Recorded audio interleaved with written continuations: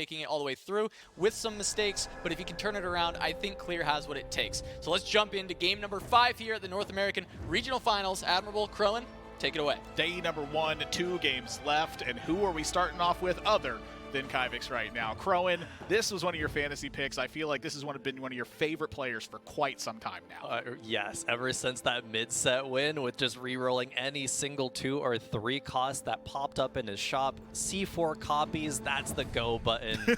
But it's not all that's the story of Kyvix. Kyvix surely does lean back into what is meta. However, a Yone already. Hey, if he sees a couple more of those, might be thinking about pressing that D key a few times. Currently sitting in 3rd place, Kyvix is one of those players that might just be sitting pretty and move forward to tomorrow without a breeze. But as Cass did mention, right, there's still the average placement over the course of 3 days, so players still going to be giving it their all pretty much every single game. We're seeing Pirates as the garage here as well. This is a huge economy perspective, and I feel like this was like the definition of influencer here, where you see a Yone, you're watching Kyvix play, and the first thought that jumps to your mind is, are we re-rolling? Yep. I think the answer is going to be if we see a couple more, yes. It doesn't have to be indicative, especially with the Mirage being Pirates Greed, right? That's just a generically good econ trait to play in the early game. Doesn't commit you to Yone at all, but we've seen Yones do really well. I think there was one actually earlier today that got a top 4 placement with just being on a Yone 2 and then Olaf 2. Wow. Yeah, I definitely missed that one. My mind is just laser focused. I feel like on the last game that we saw, where it was the Kaisa 3 making it to top 2, and then Goobum's having a Xayah 3 and an Itis 3. It just feels such like a remarkable finish that you could have to your board. I just want to give props to Rain for that game. It was an unwinnable game, but she nearly found a way. Zephyrs were fantastic every single time, but Goobum's was so far ahead and played it really well, right? Wow, look how we're kicking this one off. Thrill of the Hunt, just a strong stabilizing augment, preparation, get your board a bit stronger. Or combat training, kind of a different perspective on how the preparation works. Combat training is interesting if you're leaning into it early enough with an Olaf or a Yone, could be thinking about it. But players are going to be really hard-pressed to turn down preparation, especially a gold preparation. Now, especially that starts you off with that 1 stack immediately. There's a lot of good units on the bench here. Sejuani 2, of course, being the big one that's already going to be getting some stacks. I feel like that I just absolutely love watching players the preparation because it's such a warping perspective on how you play the game. Yeah. So often you're going to be looking for that spot where you're like, okay, these units are good enough, let's make 10 gold. With preparation, you're like, no, how much stronger can I make this board so that I can be even greedier later on? And just, again, have that strength that's there. I love these aspects that warp your gameplay and change your mind on how the fundamentals are supposed to work. Yeah, you take that and I guess combine it with the Pirates Greed as well. It's like you're sacrificing a little bit of economy with the prep, but you're gaining that economy back with the Pirates, so maybe it kind of evens out. So you're not even really losing that much at the end of the day. Surely losing HP there as Kyvix is, taking a 3-0 loss, but that's fine, kind of expected for that point. I mean, HP has been defined as a precious resource. Coming into this tournament, and I don't disagree. Sag, one of the players who really pointed that out in the interview that Bryce was having with players, it being called a precious resource. Certainly, really placed the emphasis on that value. That is especially apparent when looking at the last game. AMD went 8th with that capped 4 dragon board, right? The HP needed to be a resource that AMD had more of, but just wasn't there. You don't expect to go 8th with a Shyvana 2, Shioyu 2, Itis 2, and Aurelion Soul 2 beautiful items, but HP preservation, like you're saying, name of the game. And talk about Wi-Fi here, sitting in the 15th place, holding 16 points right now. I think this is really a great perspective on what things are looking like right now. The top 16 players are making it through. So if we're talking about Wi-Fi, 2 slightly above averages performances, that's likely going to lock you in for the next day. So when you take a look at that, that's really where I have my focus on this lobby. Again, how much is it going to change your gameplay if you just need reasonable finishes, just not like 8th, not 7th? But as Casanova pointed out, we still have that average performance over 3 days. You have an incentive to still play very strong, but the first goal has to be day number 2. Exactly, one step at a time. For a player like Taco Bell Wi-Fi, that consistency isn't really, I think, the big look for me. It's more so that can Taco Bell Wi-Fi hit that thing like the Eye of the Storm Lee Sin and pop off and get a first, or lean into some unorthodox directions and go 8th, right? It's a little bit of that first to 8th lean. Maybe Taco Bell Wi-Fi can find a way to not lean heavily into those Dragomancers and, play the meta comps as well or better than the other players. But 2 more games left to do it. You're saying on pace right now, and I agree. Just needs to find a couple more comfortable angles probably to get to day 2 and keep learning as the meta progresses in this specific tournament. Indeed. And Dace here sitting at 13 points. We're looking at needing some strong finishes here from Dace. You're going to have to take risks, I think, at this point, because if you don't have strong finishes, you don't make it to day number 2. Yeah, it's going to be really interesting to see specifically Dace, Clear, and Milk in this lobby, as they are the players that are really under the pace right now, under the tempo, but have to still continue on with some good finishes. Milk, the momentum is in his favor because he did finish first in that last game. He's really feeling good about that one. Can't always make it happen the right way, though. Getting a look at all the augments here on the side. Robin, I just feel like somehow he summons the Celestial Blessing every single time, just fits his playstyle. 2 players on the metabolism right now to get that little bit of extra HP. That's pretty rare to see that. See him zooming around the carousel here. I always love to see that. Zooming around together with Taco Bell and Kyvix. But 2 players that share an augment as well are Melk and Kyvix with the preparation as well. Like you're saying, it's such a good augment. Players are going to be changing their whole game plan around it, and it can end off on some really capped endgame boards, right? Getting all of those stacks on your late game units, that's going to be such power. Ooh, Clear here at level 5. You have 18 gold. You have the Pirates Greed going, and you're on a 3-win streak. Wow. Like, how do you define a stronger style position coming out of the first 3 rounds? Get the rock-propelled fist as well to just cheese out some early unit kills. Let Karma clean it on up. It's just 6 sets already. Definitely not a reroll angle by any means, but still powerful for the board state as it is in the early game. Clear looking to make 20 here at the end of the round. Hopefully it can continue streaking it. Does run into Robin, who is very strong right now as well. Just love seeing those last second like swap over by 1 to your right Yeah. with the other side of it. It's just, it's like, is it that much of a difference? I don't really know, but it's just, it's beautiful to see. Like the players just, there's that quick momentum that really matters. And sometimes that micro play can be the difference in the game. Jack's really holding it down here, though. That's a lot of damage that got held. Oh, it's so close. Pretty close, I think. Forest gets another cast Well, off. it is a set 2 that's uncontested right now. Oh, the set's gonna win it. It's a lot of HP. Ah! Yeah, tried. Robin so close, but it being disrupted on the streak angle. Prestivant and Clear currently holding 4 win streaks. Pirates Greed. I have to. It Clear's at 30 gold with the potential to have a 5-win streak here. Like it just almost can't get better than this. Disgusting opener. Good items as well. Rock-propelled fist. Players are not going to be as practiced against that specifically this set. So when we talk about these high pressure situations, players making mistakes, Clear is going to punish somebody in this game. It's just a matter of when. I do feel like that anti-Blitzcrank positioning is sort of an instinct that a lot of players have right now. But when Blitzcrank is not a natural style of unit in the lobby, things are going to happen. But you're already seeing it right here. Kyvix prepared for that. The Sejuani in that back corner. Like, oh, sure, go ahead, take this one.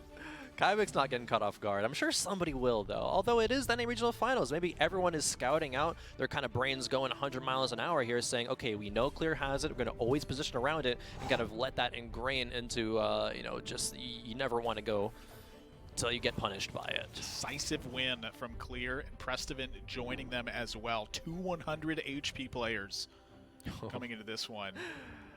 There's the unit we've seen a lot of in the early game today, Admirable. It's Volibear once again. Shimmer scale for Milk.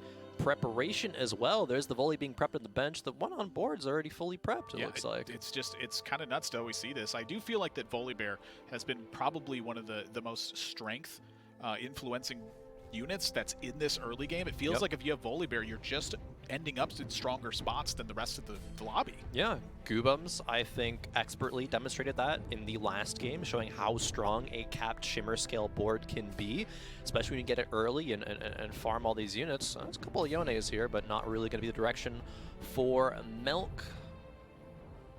Yeah, looking for the gold angles there.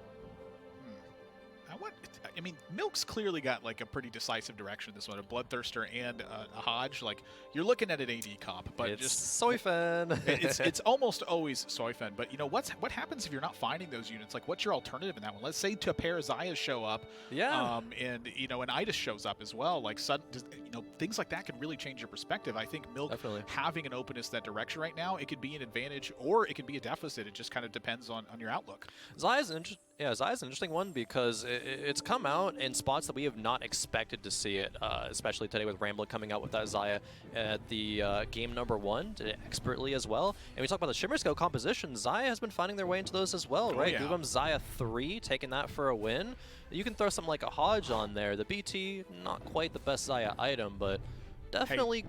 Yeah. That's a frontline item later, all right? That's a big True, shield on a be. Warmog's itis at the end. Hey, or a Terra, Oh, BT yep. Terra is, can't be sleeping on that one either. It's no joke. Pretty close on this one, but the Karma's not going to be able to cut this one off. Milk taking a loss here, but sitting at 40 gold, reasonable HP, pretty decent items. Looking pretty good for Milk's side. Very, very good. Ooh, prismatic Oh, augments boy. coming through. Stand United 3. What better way to have these high-pressure games really shape up other than prismatic? It's like, it's time to put the pedal to the metal here. You have to finish strong in these ones, Why and then there's some of the most volatile spots. Wise spending means that Milk can roll down to stabilize at level 5 while just kind of passively with the wise spending go to level 6. Maybe hitting that Volibear 2 would make it all worth it. Is he going to hit that? Levels up hits the Olaf too.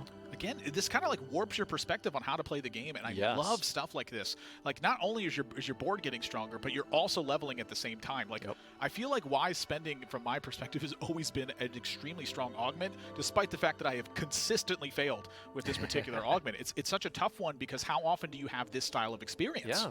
Your kind of instinct is like, okay, I want to save my gold and I want to use it to level up, but then you're like, no, no, no, you can do both at the same time. You can spend your gold to re-roll and level up at the same time, like you just said. Milk, I think, hit enough there with a couple of upgrades, hit the Jax, hit the Olaf. Volibear is still Volley 1, and it's tanking the Varus this whole entire fight. Still, the double healing items are so strong. It's farming gold, but is it going to be enough? I don't quite think so. Too heavy of a focus, I think. A little bit too heavy. Wow, Robin, just a strong board, though. Like, great items for this one. Really decent setup in the Celestial Blessing. You know, holding the fort there, kind of demonstrating that, you know, you can have those items on your side that do the same thing, but you don't have to make the items to have the Celestial Blessing gain your health back. Clear went level 7 at 3-2. Ooh, Shioyu for Milk saying, what if you don't hit the Soyfen? Well, just hit at 3-3. You have to be able to capitalize on that spot, too. Clear. Wait a minute. Goodness gracious, Clear's board is just looking ridiculous. Yeah, still 20 gold on 3-3 with already having leveled to 7 on 3-2 is not too shabby at all. How much is the rocket propelled really changing the game here, I'm wondering? A decent amount, right? Again, it's kind of like a free unit kill to start the fight off, and you already just have a strong enough board with the Dragonmancer Karma. I mean, that's quite a bit of damage over the course of this fight just gone. There you go. Clear's Karma's going to reign supreme, just have kind of free reign over the rest of this fight.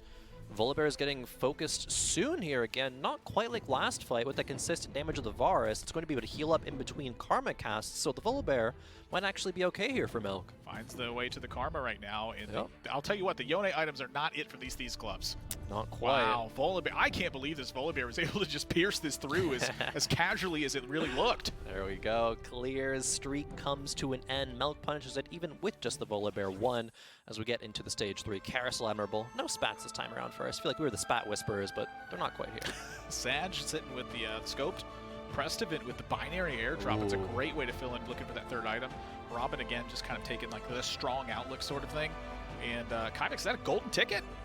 That feels like it really fits the style for Kyvix. It really, really does. Gonna love to see what he could make happen with that one. But nice perspective to be able to have all of these prismatic augments in front of our eyes. It's really telling, especially like you mentioned first, Sag having the scoped weapons. That's so, so good. Taking a look at Sag's board right now, it is a Yone 2. All right, some reasonable change coming in. A lot of gold, actually, for Sag here. Yeah, where do you actually go from this spot, I wonder? It's going to keep rolling on 6. Yeah, I feel like it can just be a Yone reroll. I don't... Oh, yeah, I was just thinking that, too. I was like, you do have the opportunity for that. I mean, you're sitting on the scoped weapons right now. That's like one of the most powerful things you can have for this. There's the Rage Blade. The tier is going to be turned into a Hodge a bit later on. You don't necessarily need the RFC because you have the prismatic scoped weapon. Sure, it's nice when dealing with things like a Jax and get a little bit awkward if Jax just stalls out the fight for a couple seconds for free. Punch through the Thieves' Gloves easy. Yeah. But yeah, lot of options open here for Sag. I feel like it's going to take a bit to really get this board into shape. You're close, but a prismatic lobby means that I think these 2-cost rerolls are a little bit weaker than they normally would be. That is true. Oscilloscope Weapons is going to eventually, I think, shore up that weakness, but yeah, not right now at stage 3. There's a lot of Zax actually on the other bench there. Kyvix was level 5, by the way. In true Kyvix fashion. Taking a loss, sitting at 40 gold, though. Prestivan still sitting at 92 HP. Kyvix on a win streak, mind you, from that. Taco Bell Wi-Fi sitting at the bottom with 42 right now. Prestivan finds an Aurelian Soul. Holy smokes, that is not good for everyone else. Taco Bell Wi-Fi sitting with that's a 3-star Karma that's been found. Yeah, this 3-star Karma reroll here happening. This is the Taco Bell Wi-Fi special. If it's not Lee Sin, it is the Karma, and has found it already. And look at Kyvix. His bench is just stacked. I feel like his bench is as strong as his in-play team. Golden ticket value, admirable. There we're seeing it right there at the bottom right. So many Zacs in the bench. That's 1 Zac away from Zac 3, it looks like. But taking a look at Talk About Wi-Fi's board, it's the Karma going toe-to-toe with Volibear. And Volibear might be getting the better of this one, actually, because that is a Volibear 2 now for Milk. Oh, you're going to need the crits. You need the crits to show up on that one. Too much healing. Taco Bell Wi-Fi, this is going to be a 10 loss streak. Oh, it's so close, actually. Wait, Karma, no. 10 loss streak. 10 loss streak and, about 40 HP is still pretty good, actually. Oh my goodness. What happens? Oh, the Guardian reroll. This is not quite the secret tech, but it is a good tech. The Zeri being the primary carry and putting a bunch of Guardians around it, this composition very well might surprise some people at just how strong it is. So I do know that stacking Guardians is good right now, but I'm looking at a Senna carrying a Guardian Spatula. I'm curious, how strong is the Guardian Spatula when it comes to this comp? I think it's so important. You're going to want, up to 6 Guardians. You want everything to just buy time. Oh boy. Your Guardian's getting tiered up like Leona is to tier 3, finding the Zac in a tier 3 as well, finding another Zeri too. The golden ticket just cranking here as well. So good. My gosh, it's like he's at the chocolate factory. Just everything coming up Charlie right now. Oh boy, now we seem to be thinking about what other Zeri items to get. There's 5 Guardians online.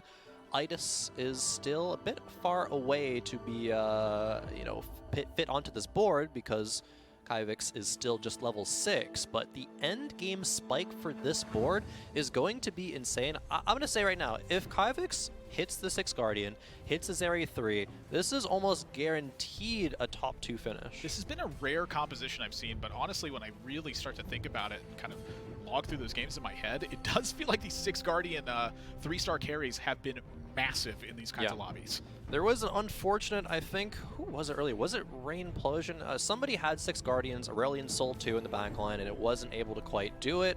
But there we go into the conversation about HP preservation again, right? And I think Kyvix is doing well in that stage. Is still, top of the lobby right now, or top half of the lobby, as we have the 3rd augment phase come through. Okay, that's a first aid kit going to 6 Guardian. that's disgusting. I'm pretty sure this is illegal. 6 Guardian with the Nasus that goes in. Kyvix is soon to reach critical mass. 3 more Zeris to go. Goodness That's kind of all you need. This is with the golden ticket cranking too. I mean, that can show up at the start of the round here for it was. We saw Clear take a hit, but Clear had a much different direction, picking up the 2nd augment that they had. It's very, very clear that they wanted to go to a high capped board at some point. Prestivan's still on the win streak, and it feels Sag just hit the Yone 3 here as well. So many players hitting. This lobby's getting strong real quick. I think Melk hit a Shioyu too. Another upgrade came through from one of the top players in the lobby, and sagging the Yone 3 is so critical. Talk about Wi-Fi still with that Karma 3, but no 3rd item yet. I'm very worried about showing up against a bunch of Guardians with this team, because your goal is to snipe these front units really quickly and then have this Karma just be able to pick off boards just piece by piece. Nothing quick about this. That's like the 4th cast into the Braum right now. Still didn't take it out. And yeah, the Karma's just going to fall over. Look at the shields! With the first aid kit, that's a big hit! I can't count that high with the number of shielding that's on these units. Gosh. Oh, Robin Going for the Seraphine Graves. You heard right before the break, Bryce talk about the conversation of, is Seraphine Graves overrated, or is it accurately rated for these players that say, no, you should play it every single game, it's so good, and the kind of context ended up on, maybe it is overrated, but Robin's still in that direction. Has the Zeeks, has 2 items on the Graves, Seraphine 2. This is not a bad spot, especially with the Radiant Protector's Vow. Has decent HP. But can Robin dispel all the fears that this composition is not all that it seems? Well, that's a 3-star Zeri I'm seeing on the other side here. Kybix just hit. Well, he's got a golden ticket. It's like, you know, it's just really, do you have enough gold for this? And I want to touch on this Seraphine composition a little bit here from 2 perspectives. Number one, I do think it is a strong composition. I think it has to show up in the right spot. But for this one, Robin showed up with this with the Lagoon later on. You don't have all those stacks here. So at what point can you consider cutting this Lagoon out? And, you know, I feel like 140 stacks is about like where your target to get rid of this Lagoon aspect would be. I don't think that Robin is going to consider cutting Lagoon, even if you get into it a bit late. The Seraphine Graves standard composition does just run those 3 Lagoons. I know we were talking about where the opportunities are to cut those, right? Are you going to level to 8, maybe get an Itis as a front line because it just is a bit better. It still synergizes with the Guardians and the Rakan. I think the potential is there, but I don't think players are quite on that wavelength quite yet, Admirable. I've seen it come from a couple players, but again, I feel like the spot is so tight. You know, Itis is such a sought-after unit right now. True. It's pretty difficult to 2-star it if, you know, there's 3 players in the lobby looking for it. So when I look at these augments here on the side, Dace feels like that their augments are a little bit all over the place. Kybix certainly feeling with a big strength on the first aid kit, just magnifying the board defense. And for Robin here, this is very clear that it's 2 stars in level 8 has to be the angle. 2 stars in level 8, not looking like they're going to reroll on 7 for the Seraphine. The awkward thing is the front line is pretty weak here. It's only a Zac 1, Pantheon 1. Granted, it is paired, but I do agree with you. I think level 8 is going to be the play. You can fit in just a nice tech unit like a Bard, you know, whatever you want to throw in there. Maybe it is going to be the Itis like you were talking about if Robin does find it, because Zac 1, not that many Lagoon stacks, sure, just throw it away. It doesn't matter. Look at the Zephyrs dropping off the binary. That 2 of them. Wait, 2 of them that showed up in this spot. Way. Prestevin is just in a magnificent spot right now. This board is so strong, and he's at 50 gold. What on earth? Crowan, how are you supposed to take this one down? Robin's taking a huge hit. Oh, Robin was in a good spot just a few rounds ago, but that's 3 losses in a row. Prestevant, a.k.a. P-God, I will call him right now, the god of this lobby, win streaking so long. We saw Milk hit level 8 by rolling for units in this spot. It's still not enough. The board isn't strong enough just yet. Talk about Wi-Fi. The karma has not been all that is promised. You're missing the 3rd item, it feels like. Oh, Milk hits Karma 3 actually as well, even though he's going for, I think, a Soifin angle. But how can talk about Wi-Fi stabilize? Still is only on 5. Dragonmancer has not hit the 6th. What can you do with the items? These are awkward because you really want this sword to be an Infinity Edge for the Karma. There's no Jeweled Lotus here, so the crits are not guaranteed. That's so much power that Talk About Wi-Fi is missing and might not be able to get there because he runs into Prestevant, although Prestevant is not used all this gold yet, so if there's a board to beat, it might be this one. But if the Karma can get some damage. It's the binary airdrop. It's making up for the fact that you can't spend this gold by just giving you a bunch of extra items here. Karma, can't you do it? She's stunned for so long. She hasn't cast in the last 5 seconds. No, this is going to be Talk About Wi-Fi out unless Karma can do the impossible right now. Cannot do it. An exact lethal does not get to see the Treasure Dragon. That is disastrous for Talk About Wi-Fi. The players just have such strong compositions in these spots. It feels like everyone is just tooth and nail fighting to not be in those bottom 2 positions right now. And when this Treasure Dragon hits, I feel like there's a lot of options open here. And for Robin, I can almost guarantee that they're hoping they can find an Edge of Night here for this Graves. Yeah. I feel like it's such an important item, but this it is too feels good. like it's tough to turn down here. This is really, really good. This is a Gargoyles for the front line, another Zeke's put on the Zeri, and the sword pairs with the cloak that was already on the Pantheon, and could even use those 2 Reforgers to reforge the Pantheon cloak and find the Edge of Night potentially like you were talking about. Well, finds a glove instead. Ooh, okay. One more time. One more try. Don't want to get stuck with a suboptimal item, however. That would be... There's the Zeeks. Yeah, so like, what do you actually I mean, you still roll with reforge here? it. I mean, I'm trying to think of like the bad items you end up with. Like Rod doesn't seem like it's super good. Yeah. Bow doesn't seem too Bow's bad okay. either. I was gonna say, there's actually not a lot of items that would be bad, right? Belt is good. Even Tier is good to Shojin's the Seraphine. Ends up getting the bow, which, again, still solid for the Graves. The only awkward thing is that it is still a Graves 1. The Pantheon 2 was a big hit. The Lee Sin is very good now to get Tempest online. I'm seeing a Seraphine with an Itis on the other side, and that Itis is 2-star. Yup, that's the tech, Admiral. You were talking about it. I've seen it come up a couple times. It does feel like it's difficult to find, but when you find it, it feels like a real deal. And that Edge of Night, you saw it drop the aggro onto that one, Yeah. so able to clear through the Ghost Still okay. in this spot. But Robin, you know, they are pretty much saturated on their board right now. It's Graves 2, and that's pretty much it. Outside of that, it's very difficult to upgrade that board. Still just a ghost board, so doesn't tell the whole story. 8 Lagoon stacks only for days. Fits it in a little bit late here with the Seraphine 1 coming in. The Neela is there for a nice bit of supplemental damage, but this board still, I don't know. How would you rate this board, Admirable, comparatively to, say, like a standard Seraphine Graves comp? I think that the Edge Knight is hurting us a little bit. Obviously, I think the Eye of the Storm, it's not the best, but, you know, Itis with a bunch of AP really stacks your team up. That's the whole idea of this particular composition, I feel like, is that you just have a lot of overpowered units in play. True. So can they perform in a perspective like this? That's really the question. I'm staring at 6 Guardians. I'm staring at 3 stars on the other side of the board. I'm pretty worried if I'm in Dace's position. I think Kyvix has not lost a round since we've seen him last, and I don't think is going to start now. These Guardians are so strong, and the Zeri has 3 items. Even after the Edge of Night procs from the Graves, Zeri's going to be right back at it again, because guess what? The Guardians are still there. Graves cannot take them down. Dace gets punished by Kyvix and goes out in 7th. Prestament still sitting at the top. Kyvix on a big win streak right now.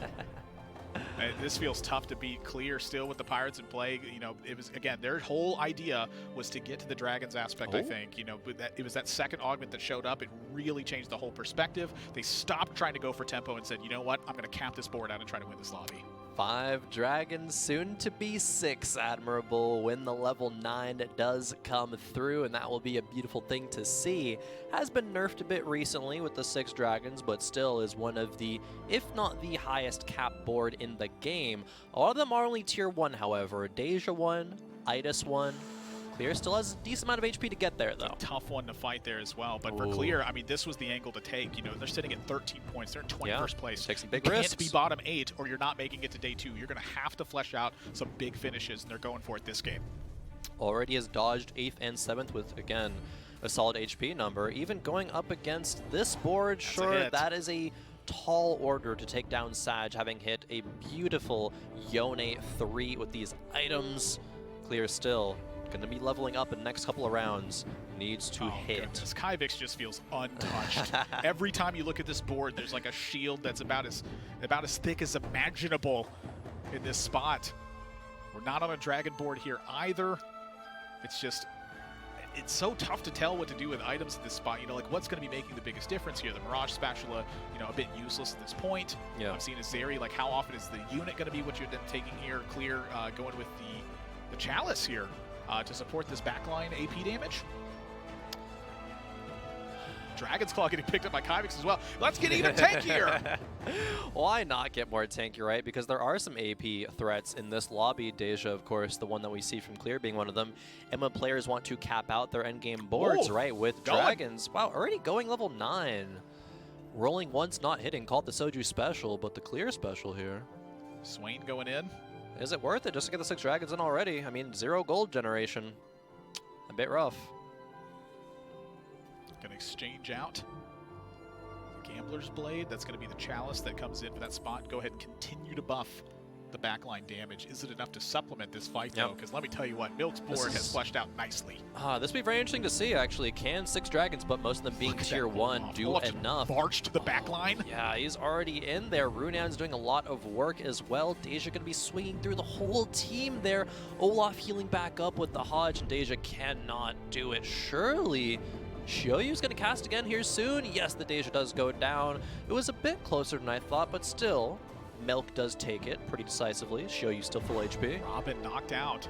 Oh, wow. 6th place. I mean, Robin's board felt pretty strong. It just felt like everyone else is a step ahead right now. You know, the Seraphine composition, again, it's strong. Just players have found different angles to overcome that spot. Robin still is in a comfortable spot, was coming into this game with 24 points, so not going to be too unhappy about it. Still always we have to think about average placement over the whole tournament if you want to think about one of those world spots. Clear has lost the last 2 rounds in a row, lost even after getting that 6 dragon spike. The gold is not there, not even on a pair of any of these really important dragons, though. That's the concerning thing. Clear, just a couple more bad losses is going to be out of here. I mean, this is looking tough. You know, again, I don't disagree with the risk here. I think something like this had to be taken. It's just how do you make the most of it right now? This is not the lineup you wanted to face at the moment. Not at all. The Guardians. Oh, goodness. It just feels like maybe Zippy the stuns can actually provide you enough angle here where you're just cutting the damage enough where you take a big deep breath and you go, okay, we're still here. Maybe if the Zippy TG had rolled a bit better, but just being defensive items means that it didn't actually take out the Zeri. Unfortunate RNG there, but Zeri's still alive, healing back up. The Guardians, of course, still alive because they never die. They haven't died in the past 12 rounds, it feels like. So Clear is going to be taking another loss here in this fight. Not going to be eliminated quite yet, but it's going to be on elimination point. Yeah, I think that's a deep breath from Clear's perspective, honestly. You didn't get eliminated. You have 2 rounds to tick up your gold here. True. This is the kind of stuff I think you need in order to get out of a spot like this. Gargo Stone Plate, not the best item that Clear could have found because Idis already has 3 items. Feels like the Siphon's going to become another tank. Has to be. Oh, some swaps happening here. I think, yeah, sold the Swain to get more gold generation because Clear's thinking, yes, I'm probably going to hit one of Aurelion Soul or Shyvana or Ao Shin. Champion Duplicator shows up. Oh, that is so huge. That might actually bail Clear out if the next rolls are good. Clear is praying to more dog right now. There's an Idis, there's a Shioyu. Wow. Idis 2. Wow. Another Deja. You're going to have to make a choice here. Yeah. I think that this is pretty strong, though. Is it ever Oh my gosh. Zippy? There's the Aurelion Soul and Shyvana both show up in this spot. Oh, can Duplicator the Shyvana? Yeah, put the items on it. Clear could be making the comeback of a lifetime right now. Where does the Zeeks go? Aurelion Soul is becoming the utility unit. Hey, has to happen. There's going to be, wow, actually gets the rock propelled fist as well. Just pulls the Wukong out of a corner, but really all eyes on the Shyvana. Can it do enough with the 6 dragon buff? Woo, that's a lot of damage coming from the Shyvana. Clear, I think, may have hit a turning point. That champion Duplicator has saved Clear's game and needs it right now. Only having 13 points, Clear had to have this game be good. Not out of the woods yet, Admirable, but this is quite an important start in that journey. Look how long the Leona hung on for here as well. Kyvik's now taking a lead. Prestovit's still sitting on top of Milk. The highlighted win streak that is still here so far. And again, Milk's board has just felt like it is absolutely fleshed out wonderfully in a spot like this. Stacked on the preparation units. He's leveling up by rolling for these strong units at this point. Yep. And a Soraka 2 is going to show up, and he's going to take the level with the roll. Why not? Another Jackson there because no other units to really fit the spot right now. That's how Milk is hitting all of these 3 stars, by the way. Had the Karma earlier, sold it, found a tier 3 Gnar. It's because wise spending is a pretty good augment. Here we go, Zephyr. It's Clear. That's a big Zephyr right now. Clear, I think, could be in trouble just that one Zephyr alone. The Zephyr was huge. The Shyvana is going to be massive when she lands and starts tearing down the whole entire board. The Shioyu is still alive from Milk. Shyvana is just dealing so much damage. Milk going to be taking a little bit of a hit here. The Gnar has been hanging on for dear life, though. I will say this 3-star Gnar has certainly been doing a lot of work here, but the Dragon board, I think that Clear may have hit the apex here. If he can 2-star some stuff, this is really bad for everyone else. Especially units like the Aurelion Soul. The Shyvana has been the turning point, however. Milk going to be feeling the heat. Still a couple more losses. Going to be swapping these items over, however. The Olaf gets sold. These items ever, what, are they going on the Gnar? I mean, Gnar does pretty natural strength with AD. I mean, Gnar 3 carry, shout out Spicy Appies. I've been seeing Casper Wu take this angle with Gnar a lot as well, but it's fully prepped and you have a lot of Again, look at how long the Gnar survived last fight and how much it was attacking. To me, it stands out as one of these units that you want to equip with this stuff. Look at Prestivin's board, though! Prestivin's board is insane. Maybe the Gnar can be the difference. Once he transforms, he gets a lot of AD. The Deathblade, the Renans. Gnar's in the back line, does get barred, CC'd here momentarily, but the Aushin cannot do enough. Gnar just hitting and actually pseudo carrying the fight almost. It's a Gnar 1v1 versus the Aushin, but does not do it barely. Milk takes another hit. Clear gets knocked out. Sag gets knocked out. Clear not able to hang on with the Shyvana 2. 6 dragons falling in bottom 4 is such a heartbreaker here. Kivix and Prestivin have just been dancing back and forth in the 1 and 2 positions, and Milk has managed to claw his way to a top 3 finish, and absolutely necessary right now. He is sitting right at that final spot where the cutoff happens. Finding himself in a top 3 here is a big point of padding. I think everyone's heads turned after the first 3 games. We're like, Milk, why are you at the bottom of the standings right now? Milk said, nah, don't worry, guys. He's I got this still. Yeah, it's like, oh, don't worry. I'm just warming up here. And he very much was. Last game got a first. This game might just be a third, but still a solid start to his regionals run if he can keep it up for the next game. Bard's a big difference on the Mystic here as well. You now have a bit of CC that's taking place, and that can be a difference in this spot. I just feel like that this may be a little bit too powerful from Kivix's side. It's rough. Zephyr lands onto the Zac, but the Zeri in the back line is going to be untouched. Minus the Bard ult does give a little bit of extra time, but big deal on the Jace picking up the heat here as well. That means this Gnar and this Shio, you have plenty of time to deliver damage. The Gnar actually is going to be really, really big. It's actually helping tear through these Guardians. It might be enough. Like, it's consistent damage that pours out through this Gnar and through the Shioyu. They're headed the wrong way, though. They need to hit the Zeri. Wow. I mean, it's okay. They still got through all of the tanks. The Guardians can indeed fall. Kivix takes a loss there as Milk stabilizes, tries to get his way into a top 2, if not top 1, but still. It's just nothing but rerolls for Kivix's perspective. It's still 39 gold going. Why wouldn't it be? Golden ticket value. Another Neela trying to go for Neela 3. Kivix has another round to work with. It's going for like anything 3 at this point. Yeah, there's another Neela 2. 2 Seraphines away, still rerolling. Misses a Braum, but hits the Seraphine 3. Maybe it was worth it. Looking at the Graves on the bench. I'm looking at the Neelas on the bench. Looking at Seraphine 3, but this is a tough spot here. Prestivin's board is still just feeling so stacked right now. Aushin 2, Aurelion Soul 2. The Aushin cast comes through. This is 4 dragons at their capped state. Guardians, though, holding their own for now, allowing Zeri some time. Zeri is untouched in the back line, but she's not doing enough damage. It's just too much. Kivix is gonna need something way bigger, like a little bit more HP perhaps. What a hit. The Dragons, they just deal twice as much literally when they survive. They represent 2 units hitting you. I had said earlier that from that spot, Kivix likely to take a top 2. That was close. Top 3 is still good, especially considering Milk and Prestivin's spot in this game. Both have fantastic composition. 7 Jade versus 4 Dragons. Admirable. These are peak TFT endgame boards.